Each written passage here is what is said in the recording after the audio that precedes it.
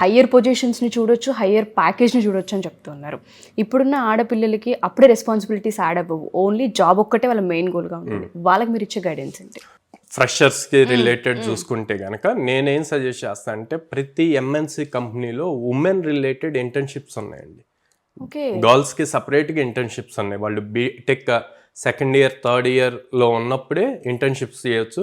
ఆ ఇంటర్న్షిప్స్ కూడా సపరేట్గా గర్ల్స్కి ఉన్నాయన్నమాట. చాలా ప్రోగ్రామ్స్ ఉన్నాయి, ప్రతి ఎంఎన్సి కంపెనీలోనూ ఉందన్నమాట. సో అట్లాంటివి చూసి గనక మీరు గ్రాప్ చేయగలిగారు అంటే గనక మీకు బ్రైట్ ఫ్యూచర్ ఉంటుంది. అండ్ వాటి స్టైఫండ్స్ కూడా 40,000 50,000 ఇస్తారు. అబోవ్ 50,000 ఉన్నవి కూడా ఉన్నాయి అన్నమాట.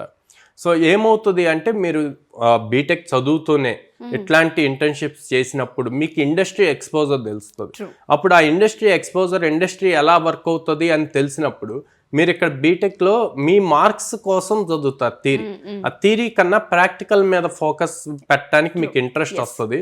అండ్ మీ ఫ్రెండ్స్ కన్నా కూడా మీరు యూనిక్గా ఉంటారనమాట. అప్పుడు మీకు జాబ్ గ్రాప్ చేయటం ఈజీ అవుతుంది హై ప్యాకేజెస్వి. ఎస్.